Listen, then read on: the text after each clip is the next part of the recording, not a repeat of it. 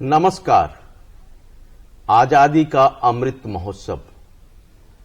हमारा देश अपनी आजादी का 75 वर्ष पूरे करने जा रहा है और इसी बात को ध्यान में रखकर प्रधानमंत्री नरेंद्र मोदी जी ने 12 मार्च 2021 को गांधी जी के दांडी यात्रा के आरंभ के दिन को और उसी दिन से अमृत महोत्सव मनाने की घोषणा की थी, ताकि जब हमारा देश अपनी आजादी का 75 वर्ष पूरा करे, उसके ठीक 75 सप्ताह पहले आजादी के महोत्सव की घोषणा की गई थी। आखिर क्या है आजादी का अमृत महोत्सव? यह अवसर देता है हमें कि हमारे शहीदों ने, हमारे स्वतंत्रता सेनानियों ने किस तरह से देश को आजाद कराया, उनके त्याग, उनकी कुर्बानी और उसके बाद से आरंभ हुई नए भारत की यात्रा आज आजादी के 75 वर्ष होने को है। और इन्हीं बातों को ध्यान में रखते हुए, इन्हीं चीजों को स्मरण करने के लिए आजादी का अमृत महोत्सव मनाया जा रहा। अगर हम असम की बात करें तो देश की आजादी में असम और पूर्वोत्तर का भी महत्वपूर्ण योगदान रहा है। कुशल कुंवर, कनकलता, मुकुंद काकोती, जिन्होंने सर्वोच्च बलिदान देश की आजादी के लिए दिया, गोपीनाथ बरदोलोई, पीतांबर देव गोस्वामी, कमला मिकिर, ऐसे बहुत सारे नाम हैं जिन्होंने देश को आजाद कराने में अपनी भूमिका निभाई। और ऐसे बहुत सारे लोग भी हैं जो इतिहास की किताब में दर्ज नहीं हो पाए, जिन्होंने बलिदान दिया, कष्ट सहे, गोली खाई, गाली खाई, लाठी खाई।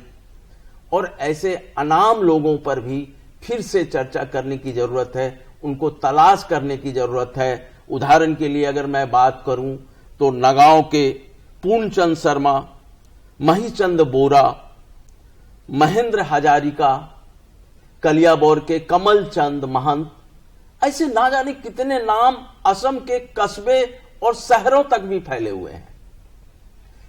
आजादी का अमृत महोत्सव पर आज हम विशेष चर्चा करने जा रहे हैं और आज की हमारी इस चर्चा में दो विशिष्ट मेहमान हमारे साथ हैं। हमारे साथ हैं श्रीमती मंजुलता शर्मा, अब कवयित्री भी हैं, लेखिका भी हैं, कई संगठनों से जुड़ी हैं और राष्ट्र शक्ति शिरोमणि सम्मान समेत आपको कई सम्मानों से विभूषित किया गया है। मंजू जी, आपका इस कार्यक्रम में स्वागत है।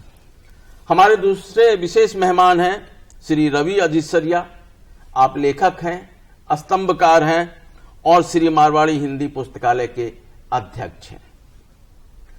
मंजुलता जी, मैं बात आपसे आरंभ करना चाहूंगा कि भारत आजादी का अमृत महोत्सव मना रहा है और आखिर इसके पीछे का मकसद क्या है, क्या उद्देश्य है, आपसे कुछ बातें जानना चाहूंगा।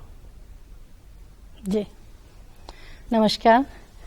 बहुत ही खुशी का ये दिन है कि हमारे आदरणीय नरेंद्र मोदी जी ने आज़ादी का अमृत महोत्सव का एक बहुत ही सुंदर प्रयास चालू किया है और मुझे इसमें सौभाग्य मिला कि मैं आपके चंद सवालों के या आज़ादी का अमृत महोत्सव से संबंधित अपने विचार व्यक्त कर पाऊँ। मुझे लगता है कि 15 अगस्त 1947 से 15 अगस्त 2022 तक हमारे जो 75 वर्ष पूरे हो गए, आने वाली पीढ़ी को पता चले कि किन चुनौतियों, किन कठिनाइयों, कितनी कुर्बानियों और कितने संघर्षों के बाद हमें ये स्वर्णिम दिन देखने को मिला, इसके बारे में इस नई पीढ़ी को पता चले। दूसरी बात, जैसा कि अभी आपने कहा, बहुत सारे ऐसे शहीद थे जिनका हमने नाम भी नहीं सुना, जो गुमनामी के अंधकार में ही रहे। हालांकि उन्होंने आजादी के इस स्वतंत्रता संग्राम में अपना भरपूर योगदान दिया, बहुत सारी यातनाएं सही, कुर्बानियां दी, कष्ट सहे, पर हम उनका नाम तक नहीं जानते। कुछ नाम जैसे मैं भी आपसे कहना चाहूंगी, अरुणा आसेपल्ली जी है, भिकाजी कामा है, बादल विनय दिनेश की तिकड़ी है, और भी कमला देवी चट्टोपाध्याय है। ऐसे अनगिनत नाम है जिन्हें हमारी आज की पीढ़ी ही क्या, हम भी बहुत रेयरली सुनते हैं ऐसे नाम।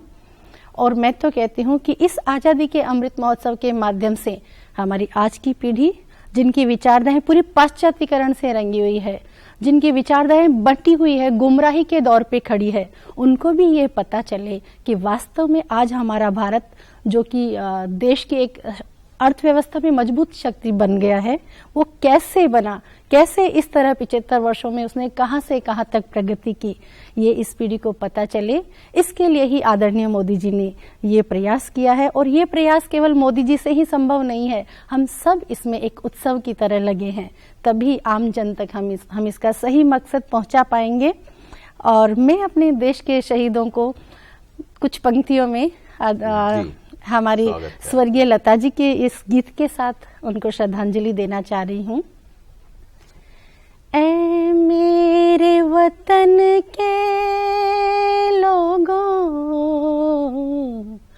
तुम खूब लगा लो नारा, ये शुभ दिन है हम सबका, लहरा लो तिरंगा प्यारा, पर मत भूलो सीमा पर वीरों ने है प्राण गवाए, कुछ याद उन्हें भी कर लो, कुछ याद उन्हें भी कर लो, जो लौट के घर ना आए, जो लौट के घर ना आए। आपने बहुत ही तरीके से और बहुत ही सम्मान के साथ लता जी के इस अमर गीत को आपने प्रस्तुत किया। उनकी कुछ पंक्तियों को शहीदों के प्रति श्रद्धांजलि व्यक्त करने के लिए इसके लिए आपके प्रति आभार व्यक्त करता हूं। और रवि अजीत सरिया जी, देश आजादी का अमृत महोत्सव मना रहा है। हमने कहां से यात्रा आरंभ की थी, किन परिस्थितियों में देश था, और आज देश शिखर पर बैठा हुआ है। पूरे विश्व के समक्ष भारत एक शक्ति है, और आज अगर पूरे विश्व बिरादरी की जब बात होगी तो बिना भारत की चर्चा किए हुए कोई बात पूरी नहीं हो सकती है। आपकी क्या राय है? देखिए, आजादी के इस 75 वर्ष आए, 75 वर्ष हम पूरा कर चुके हैं जी। और अमृत महोत्सव इसको क्यों नाम दिया गया है कि ये एक अमृत के समान है, जिसको हमको धारण करना है। जब अमृत और विष दोनों निकला था, तो विष, जैसा कि आपको पता है, भगवान शिव ने विष पी लिया था, अमृत दे दिया देवताओं को। तो एक अमृत के समान ये धारा जो बनी हुई है देश की, जो एक प्रगति, विकास, संपन्नता, इसको हमारे प्रधानमंत्री मोदी जी ने अमृत की जो एक अमृत बोल के कहा है, संज्ञा दी है, वो मैं मानता हूँ। दूसरी बात, जो अनगिनत ऐसे स्वतंत्रता सेनानी है जिनकी चर्चा नहीं हुई कभी, या चर्चा हुई तो वो गुमनामी की जिंदगी में चले गए। मैं एक नाम लेना चाहूंगा, खुदीराम बोस, जो 12 वर्ष की आयु में उन्होंने स्वतंत्रता आंदोलन में कूद गए थे, और 12 वर्ष से 18 वर्ष की आयु तक, 6 वर्ष तक उन्होंने स्वतंत्रता संग्राम में उन्होंने भाग लिया, और 18 वर्ष की आयु में उनको फांसी दी गई थी। जेल की दीवार पर उन्होंने क्या लिखा, मैं आपको बताता हूं कि जेल की जब मुजफ्फरपुर जेल में थे, और एक पूसा रोड रेलवे स्टेशन जहां वो पकड़े गए थे, प्रसन्न, उनके साथी थे प्रसन्न कुमार, मैंने नाम भूल रहा हूं, तो उनके साथ वो पकड़े गए थे। वहां पर वो खाना खाने उतरे वहां पर, तो पुलिस ने पहचान लिया और पकड़े गए थे। तो मुजफ्फरपुर जेल में उन्हें डाल दिया गया। उस जेल के दीवार पर उन्होंने बंगला में क्या लिखा कि माँ एबार मोय एबार देव विदाई, মা এবার দেও বিদায়, আবার ঘুরে আসবো, আবার ঘুরে আসবো, চড়বো ফাঁসিতে খুশি খুশি, देखबो समस्त भारतवासी। ऐसा उन्होंने, देखिए 18 वर्ष की आयु में लिख दिया उन्होंने दीवार के ऊपर कि माँ एक बार मुझे दो विदाई, भारत माँ मुझे एक बार दो विदाई, कि वापस आऊंगा इस भूमि पर, खुशी खुशी चढ़ूंगा फांसी पर और समस्त भारतवासी देखेंगे, ऐसा उन्होंने लिखा। देखिए कल्पना कीजिए उस समय 18 वर्ष को आयु को लड़का, स्वतंत्रता की जो भावना थी, देश प्रेम की जो भावना थी, ओतप्रोत रूप से उसमें घुसी हुई थी। ये इसलिए उन्होंने कहा कि जब भगत सिंह और सुखदेव राजगुरु की बात हम करते हैं या उधम सिंह की बात हम करते हैं, क्यों करते हैं हम, उन्होंने क्या कहा था जब अंग्रेज में लंदन में उधम सिंह गए थे, तो उन्होंने क्या कहा था कि मैं एक ऐसी बात भारत में करना चाहता हूं जिसकी गूंज पूरे विश्व में हो। वो चाहते थे कि स्वतंत्रता जो आंदोलन है वो एक एक जन उसमें शामिल हो जाए, उसकी गूंज हो जाए। जब भगत सिंह को फांसी दी जा रही थी उन्होंने कोई विरोध नहीं थी, हंसते हंसते उन्होंने उसे रस्सी को चूमा। क्यों चूमा उन्होंने, कोई भाव नहीं थे कि डरने मरने से कोई भाव नहीं थे। क्यों चूमा कि लोगों में एक ऐसी जागृति पैदा हो जाए, उस फांसी का एक सकारात्मक प्रभाव लोगों के अंदर चला जाए। नहीं, आपकी बात सही है। वो जो फांसी के फंदे को चूमना, मुझे आपने जो बात की मुझे स्मरण आ रहा है कुशल कुंवर का।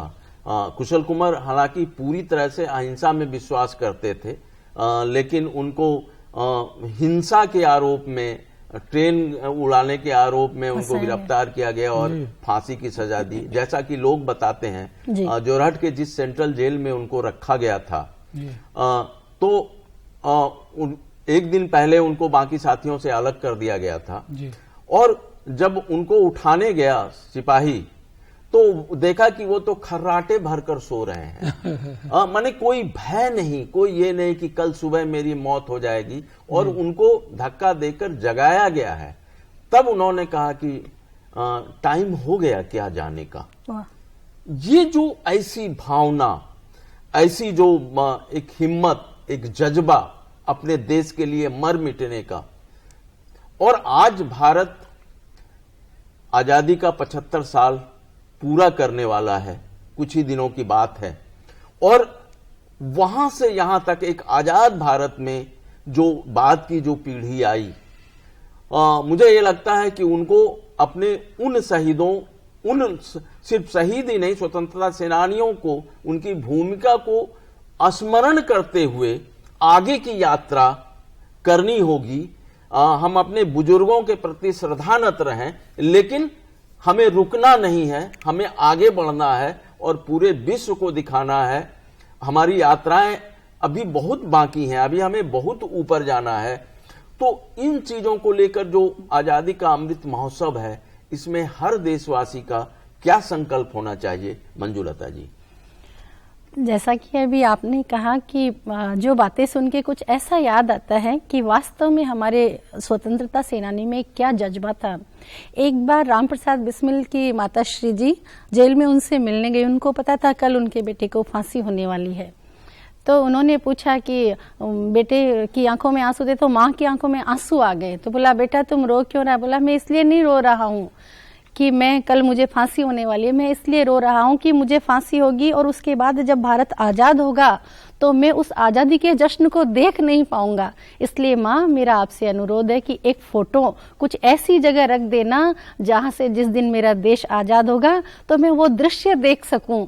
ये कहते ही उसकी माँ ने उनको गले लगा लिया। तो मैं आपकी बात से सहमत हूँ कि हमारा भारत एक बहुत अच्छी अर्थव्यवस्था तो बन चुका है, पर अभी इसे और आगे जाने की जरूरत है।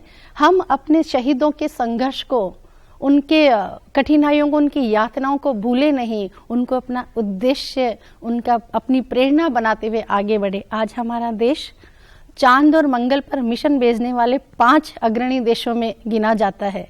तो हम तो यही चाहते हैं कि ये अर्थव्यवस्था इतनी मजबूती में खड़ी हो कि आगे चल के हम अपने स्वतंत्रता सेनानियों को याद करते हुए ये बता सके कि वास्तव में वही दिन था जिनके पीछे आज हम इस स्तर पर पहुंचे हैं, आज हम इतनी ऊंचाइयां छू रहे हैं। नमन है उन शहीदों को। रवि अजीत सरिया जी, अभी भी चुनौतियां हमारे सामने कई हैं। जिस तरह से वैश्विक परिदृश्य बदल रहा है, अब वो पूरा एक देश में कोई घटना घटती है तो पूरा विश्व उससे प्रभावित होने लगता है। यूक्रेन और रसिया में युद्ध होता है तो पूरा परिवेश जो है, पूरी पृथ्वी पर जितने भी देश हैं सब देश प्रभावित होने लगते हैं। और ऐसी स्थिति में भारत को अपनी आजादी को अक्षुण्ण रखते हुए, अपने स्वाभिमान को बनाए रखते हुए, विश्व बंधुत्व की भावना के साथ पूरे विश्व में अपना एक मुकाम हासिल करना है, एक महाशक्ति के रूप में स्थापित होना है। क्या संकल्प लेना चाहिए हम देशवासियों को? देखिए, मैं 1947 15 अगस्त की बात में से शुरू करता हूं। जब कुछ दिनों पहले, 47 के कुछ दिन पहले, 15 अगस्त के पहले, अंग्रेजों ने ऐसा एक बयान दिया था कि आज़ादी तो मिल रही है इस देश को, लेकिन देश में रॉयट्स और इस तरह आना, ये दंगे वगैरह जो हो रहे हैं, दंगे वगैरह फैल जाएंगे, चीजें काबू से बाहर हो जाएगी, ऐसा उन्होंने कहा था। लेकिन ऐसा नहीं हुआ। हमारे देश ने न सिर्फ प्रगति की, न सिर्फ एक प्रजातंत्रीय व्यवस्था लागू की थोड़े दिन 1951 के बाद, बल्कि एक सशक्त देश बन के उभर के आया है आज। इसमें कहीं भी दो राय नहीं है। सबसे बड़ी समस्या मुझे लगता है, रवि जी, आपने जैसा कहा कि देश में इतनी सारी जातियां और इतने सारे धर्म के लोग हैं, अभी भी ये जो हमारे पास चुनौतियां हैं, वो सभी जातियों को एक साथ लेके चलना, ये एक सबसे बड़ी चुनौती है हमारे साथ, अभी हमारे पास समक्ष देश में है। दूसरी बात यह है कि अभी भी शिक्षा का जो प्रचार प्रसार है काफी हद तक ऊपर चला गया, जिसका लेवल काफी ऊपर चला गया, पर अभी भी एक ऐसे कुछ वर्ग है जो भी शिक्षा के क्षेत्र में अभी वंचित है। तीसरी नंबर बात है कि विकास की जो धारा है, विकास की जो बयार है, वह अभी भी कुछ लोगों तक नहीं पहुंची है। जैसे आंदोलन लोग करते हैं या सशस्त्र आंदोलन करते हैं लोग, यूं ही तो नहीं करते हैं लोग। अब बस्तर की बात करेंगे अगर, या आप उड़ीसा के कालाहांडी की बात शायद याद होगा हम सभी को, हमें याद होगी कालाहांडी जो वहां पर उड़ीसा में खाने के लिए लोग तरस गए थे। कालाहांडी में एकदम सूखा पड़ गया था, वो भी हमें याद है। लेकिन आज का भारत दूसरा है, चुनौतियां हैं हमारे पास। वैश्विक चुनौतियां की बात मैं करता हूं रवि जी, कि यूक्रेन और रशिया का युद्ध की बात तो है, साथ में आर्थिक चुनौतियां भरपूर है हमारे सामने। श्रीलंका उदाहरण है, उसके बाद पाकिस्तान हमारे समक्ष उदाहरण है, बांग्लादेश में अभी भी बातें चल रही है, बर्मा में समस्याएं चल रही है। तो देखिए, चारों तरफ से हमारे जो पड़ोसियों हैं उसमें समस्याएं। कुछ लोग ये कहते हैं कि तीसरी दुनिया के लोग हैं, तीसरी जो कंट्रीज है उसमें इस तरह की समस्याएं पैदा होती है, लेकिन नहीं। 2008 में जब अमेरिका में रिसेशन आया था, जब वहां पर फाइनेंशियल स्थितियां खराब हो गई थी, उस समय भी हमारे भारत में कहीं भी समस्याएं नहीं हुई। हमने नोटबंदी से उभर के आके एक वापस अपना नया काम शुरू कर लिया, कहीं भी आर्थिक समस्याएं नहीं हुई। लेकिन आगे के रास्ते वैश्विक स्थितियां, वैश्विक हालातों को देखते हुए बहुत अच्छे नहीं भी कह सकते हैं और बहुत अच्छे कह भी सकते हैं। इसलिए हम कह सकते हैं कि हम और मजबूत होकर और ज्यादा अपने आप को सजग बनाकर एक एक स्टेप अच्छा रखेंगे, तो मेरा ये मानना है कि 2047 का जो लक्ष्य रखा गया है कि 2047 पर 100 वर्ष की आजादी का जश्न हम मनाएंगे और पूरे विकसित होकर देश को आजादी का जो जश्न है इतने जोर से मनाएंगे कि पूरा विश्व देखेगा। यह एक शुरुआत है, 75 वर्ष मनाने की जो अमृत महोत्सव, ये शुरुआत है। आने वाले दिन 25 साल में हमें बहुत कुछ करना है। और मैं कहूंगा कि जो अंतरिक्ष की बात इन्होंने कही है अभी, ये बिल्कुल सही है कि पांच देशों में हमारा शुमार हो रहा है और बेहद कम खर्चे में वो भी। और हमारा नाम, अब देखिए विदेश की जो सैटेलाइट लॉन्च करनी है, एक साथ में 80 सैटेलाइट लॉन्च, एक साथ में 100 सैटेलाइट लॉन्च।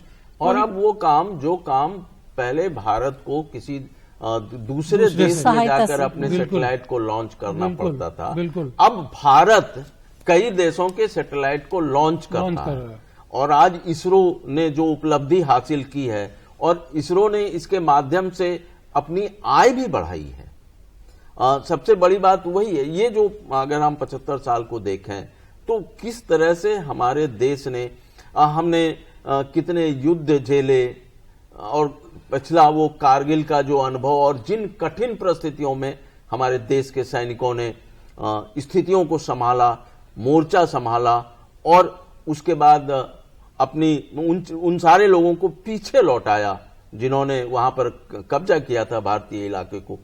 तो आज जो सैन्य क्षमता भी हमारी अगर हम बात करें तो वो विश्व के कई देशों से मजबूत है और लगातार भारत सैन्य क्षमता में भी मजबूत होता जा रहा है, चाहे थल सेना हो, वायु सेना हो या नभ सेना हो। इसमें एक बात और भी है कि देश को समझने, देश को जानना, देश के प्रति प्रेम होना, ये जो अमृत महोत्सव जैसे कार्यक्रम है, अमृत महोत्सव जैसा बीड़ा है प्रधानमंत्री जी ने जो सामने रखा है, उसकी वजह से देश के हर व्यक्ति, हर आदमी यह जानने लगेगा कि भारत देश क्या चीज है, कि भारत देश कोई नया देश तो है नहीं, ये तो सनातनी संस्कार है। यहाँ पर लोग जिए हैं इस देश को, लोगों ने इस देश को बनाया है, लोग ऋषि मुनियों का एक देश है ये। और ये बहुत सारी, ये भी एक बात बोलनी पड़ेगी, ये भी एक चुनौतियां हैं, इसको भी लोगों को समझाना पड़ेगा कि किस तरह का देश है हमारा ये, संस्कारों को आगे लेते हुए। हाँ, आपने बहुत सही कहा कि संस्कार, भाई जो हमारी जो अपनी परंपरा है और जो हमें संस्कार मिला है, उन संस्कारों को हमने जिंदा भी रखा है। हमने अपने पड़ोस के साथ हमेशा बेहतर माहौल बना के रखा है। हम भारत का कोई भी ऐसा उदाहरण नहीं है कि उसने किसी और देश पर उनकी मदद की हो या उस पर कब्जा करने की कोशिश की हो मदद करने के बहाने। इन सारी परिस्थितियों में जिस तरह से पिछले 75 वर्ष में जी भारत ने प्रगति की है और आज भारत जिस मुकाम पर पहुंचा है, लेकिन हर काम सरकार का भी नहीं है, हर काम सरकार नहीं कर सकती है। सरकार आह्वान कर सकती है। सरकार के आह्वान पर नागरिकों को फॉलो करना, नागरिकों को आगे बढ़ना, ये नागरिकों की जिम्मेदारी है। और इस अमृत महोत्सव के माध्यम से कहीं ना कहीं पूरे देशवासियों के अंदर खुद को गर्वित होने की, खुद पर गर्व करने की भावना मजबूत होती जा रही है, क्योंकि हमें यह नहीं लगना चाहिए कि हम कमजोर हैं, जबकि हम कमजोर नहीं हैं। इसमें आपने देखा होगा कि पिछले 8-10 साल से जो परिवर्तन आया है, सरकार और लोगों के बीच का फासला बहुत कम हो गया है। अब ऐसा लगने लगा कि हमारी सरकार है और हम कोई भी बात बोलेंगे सरकार सुनेगी। मंजू जी, एक चीज हो, आपको भी आप सहमत होंगी कि सरकार आह्वान कर सकती है, सरकार व्यवस्थाएं जुटा सकती है, लेकिन अगर हम अपने नागरिक धर्म का पालन नहीं करेंगे तो देश कैसे आगे बढ़ेगा। बिल्कुल सही कहा आपने। हमें हमारी ये जागरूकता का बोध खुद होना पड़ेगा कि ये हमारा देश है, हमें अपने उत्तरदायित्वों का वहन करना है, क्योंकि जो देश अपना इतिहास भूल जाता है उसका भूगोल भी बदल जाता है। आपने बहुत सही कहा। और आजादी का अमृत महोत्सव, जो इसके पीछे की जो भावना थी, वह तभी सफल होगी जब हम सभी देशवासी अपने अधिकार के साथ अपने कर्तव्यों पर भी अटल रहें, कर्तव्यों को पूरा करें। और आज के इस कार्यक्रम में भाग लेने के लिए मंजुलता जी आपका और रवि अजीत सरिया जी आपका बहुत बहुत धन्यवाद। और आज के इस कार्यक्रम में निश्चित रूप से कहीं ना कहीं आजादी के अमृतसर की जो भावना है, जिसके पीछे का जो मकसद है, वह हमारे दर्शक जरूर महसूस कर सकेंगे। आज के लिए बस इतना ही। धन्यवाद।